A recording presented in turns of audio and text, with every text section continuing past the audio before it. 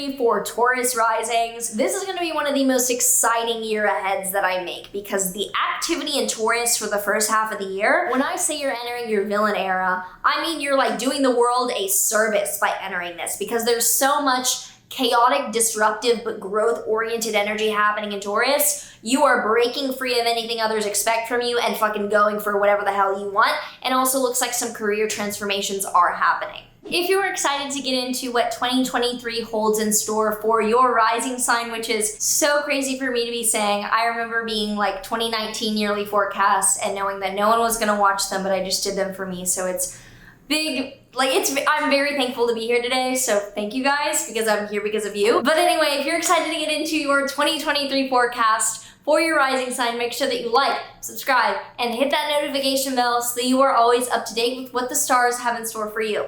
So to start out describing, there are 4 major themes that we're going to get into, and then we're going to break down the dates. So out of these 4 major themes, we start out with a Taurus pileup in the spring, all in your first house of self, showing huge personal new beginnings that are disruptive yet positive around your identity and who you are. Then we have Pluto entering your Aquarius 10th house. Pluto is transformation, the 10th house is your career, and it will briefly enter then retrograde back out. So there's a spring preview of career and professional transformation for the long term that you will be starting. Also, Saturn will be entering your Pisces 11th house, which shows the next 3 years of social or reputational responsibility and maturity about who you're putting out into the world, like PR or just reputation-wise. And finally, the nodes are going to enter Aries and Libra for the second half of the year, showing it more focus on going inward and isolating and working on your mental health over the second half of the year, and less focus on people that you work with. You might be letting go of coworkers or employees, and also less focus on being physically active.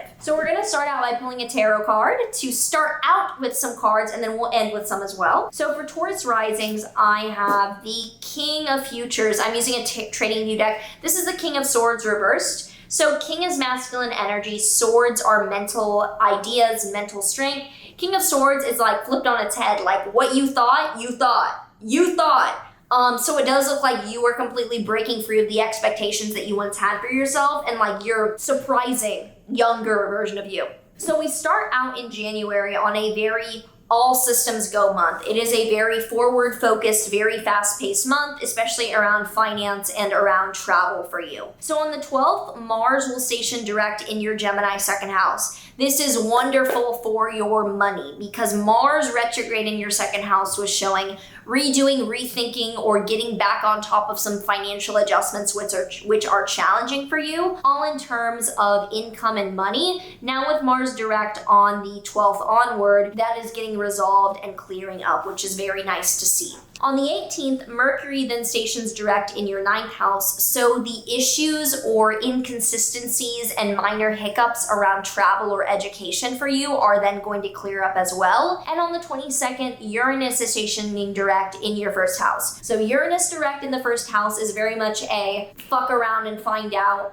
I'm here to be me, I am now moving forward, I've thought about these changes, and now I'm here to enact them. In March, because I'm skipping February, it's not as interesting of a month. In March, this is a month of major wins, major changes, major confusion, and for you, it's a lot about your mental health and the people you're hanging out with. So from the 1st to the 2nd, Venus will conjoin Jupiter in your Aries 12th house. This is an amazing start to the month in terms of mental health. And with Mercury and Saturn together in your 10th house of career, it looks like you're getting some serious career news that is really great for your mental health and spirituality, that you're like sigh of relief, amazing. On the 7th, Saturn then enters your Pisces 11th house. So Saturn is a planet of restriction, of challenge, of maturity, and it will be in your 11th house of networking friends and social groups over the next 3 years. This is not the end of the world. It is easier for you as well if you were born during the day, but it shows that being more careful or more specific or more mature about your public image or the people that you're hanging out with or associating with is likely going to be taking place over the next 3 years. On the 12th, Jupiter will conjoin Chiron in your Aries 12th house. This is really great for healing spirituality or healing something emotionally. This is a very, very spiritual healing period. A lot of March, it looks like a very, very transformative inward time. On the 13th to the 14th, Mars in your second house will score Neptune in your 11th house. This does show that some people that you're hanging out with might be confusing you financially and leading to some financial trouble. And on the 15th to the 17th, all of these planets in Pisces in your 11th house continue to square Mars in your 2nd house. Looks like some confusion between people you're hanging out with and your money, and these people are not being clear and your wallet is suffering. On the 23rd, Pluto enters your Aquarius 10th house. So Pluto is a planet of transformation, of large-scale death and rebirth, and it will be briefly entering your Aquarius 10th house for a few months. It will then retrograde back out and it will re-enter in 2024 for much more of this like 20-year transit.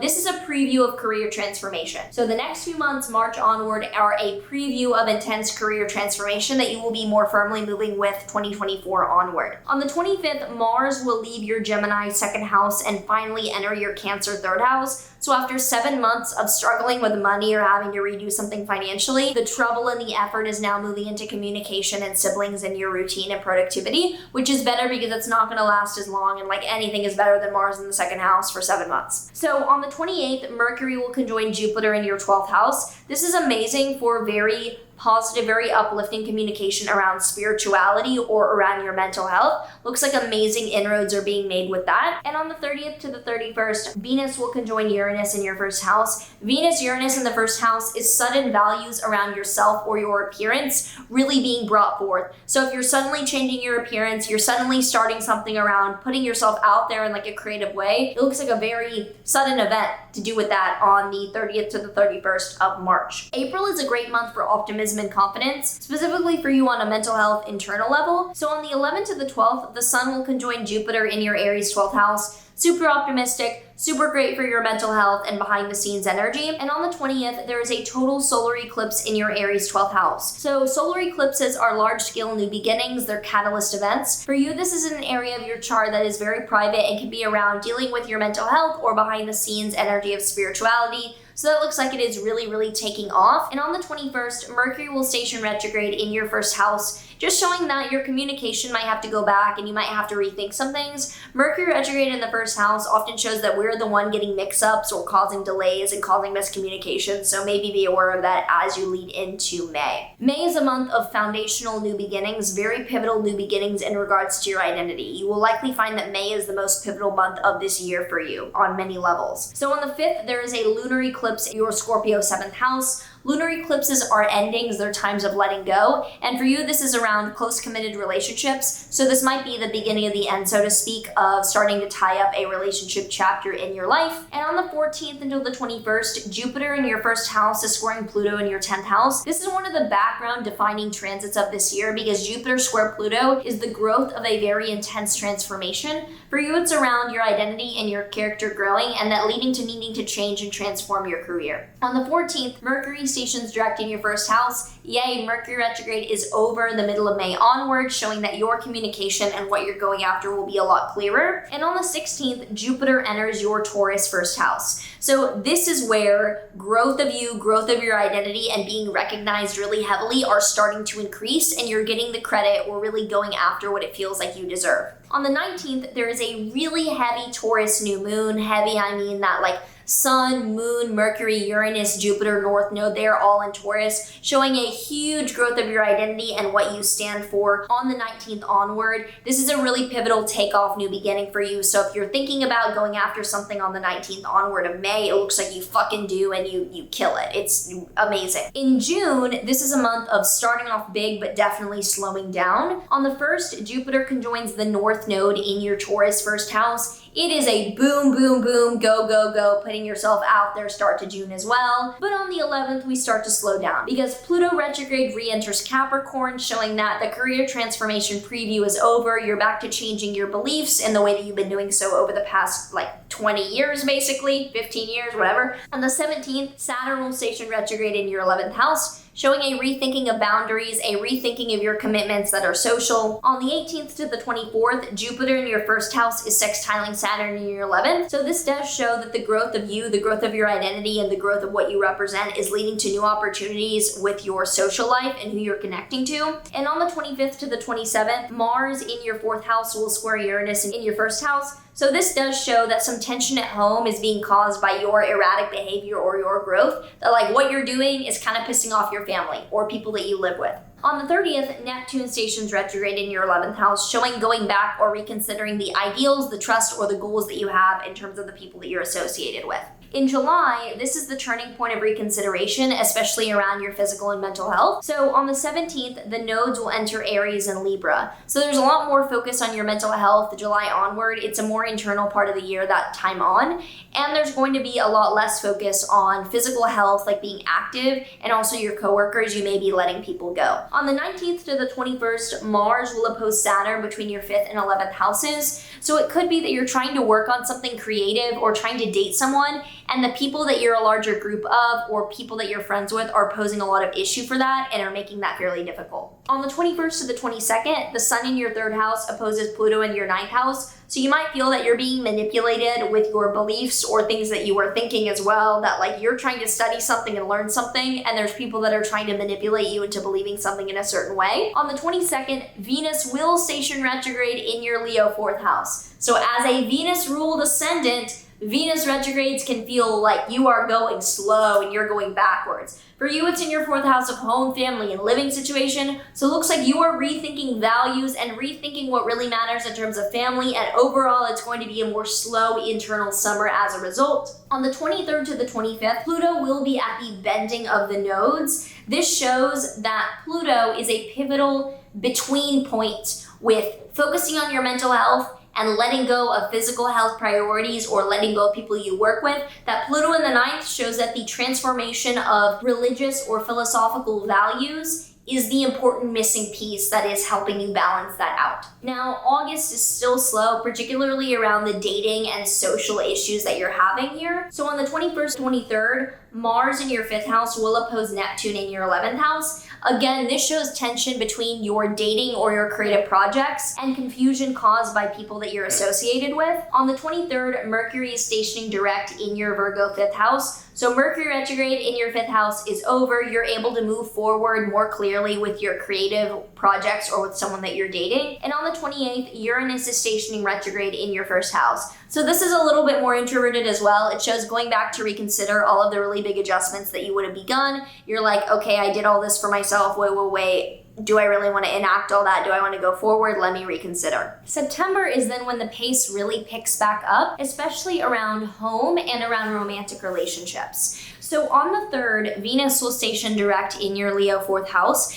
This is amazing because Venus retrograde is really difficult for you, or not that difficult, but background can be a little fatiguing and a little challenging for Taurus risings because you're ruled by Venus. But now Venus direct in your 4th house of home and family in particular shows that that area of your life is moving forward more successfully and more clearly. And on the 15th, Mercury will station direct in your Virgo 5th house. So if there's any communication issues or problems with romantic people you're dating or the creative project, those should be clearing up as well moving onward. In October, there's definitely a breakthrough cycle continuing that does lead to more pivotal, memorable events. On the 10th, Pluto will station direct in your Capricorn 9th house, showing that any transitions or any large-scale transformations that you were reconsidering around your beliefs, your religion, or your education or travel are now moving forward. And on the 14th, there is a solar eclipse in your Libra 6th house. So solar eclipses are pivotal new beginnings that are very substantial, and for you, this is in your 6th house of physical health or coworkers. So something that you're starting with that could be growing over the next months following this. On the 27th to the 30th, Mars in your 7th house will oppose Jupiter in your 1st house. So this looks like you're doing really well and a partner could be posing issue against that. Like you're growing, you're doing your own thing. They're posing some issue in regards to your personal development. And with Mercury conjunct Mars in your Scorpio 7th house, they may have some hurtful things to say during this time. On the 28th, there's a lunar eclipse in your Taurus 1st house. Lunar eclipses are endings or periods of letting go. So this looks like a pretty intense ending or letting go in regards to your identity and what you're standing for. In November, there are some sudden changes and there's a lot of oppositions during this time, which do show a lot of extremes back and forth. From the 2nd to the 3rd, the Sun in your 7th house will oppose Jupiter in your 1st house. This shows definitely that your relationship is taking the priority right now, even as your personal growth is expanding, that there's a lot of dynamic responses to that given your relationship. From the 3rd to the 4th, Venus in your 5th house will oppose Neptune in your 11th house.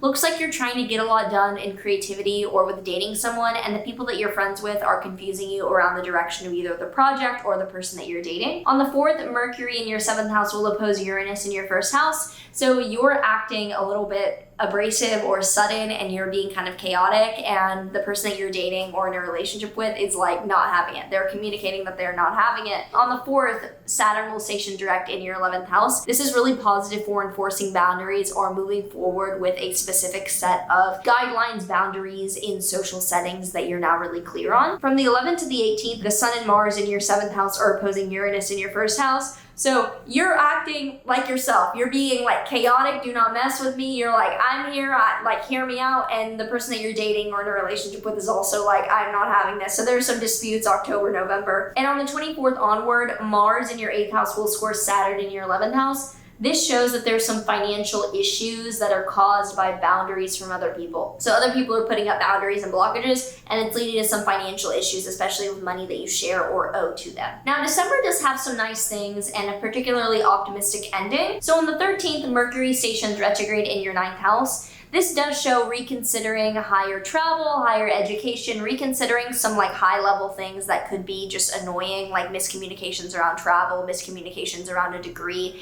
education and travel annoyances. On the 23rd, Mercury retrograde will enter your Sagittarius 8th house, moving the focus of these inconveniences around communication into your financial sector. And finally, on the 30th, Jupiter will station direct in your 1st house. So we do end the year with a feeling of moving forward confidently with your identity and what you're standing for being clear. And Mercury will station direct on January 1st, 2024. So financially, things will start making more sense January 1st, 2024 if there's been reconsiderations or having to redo things.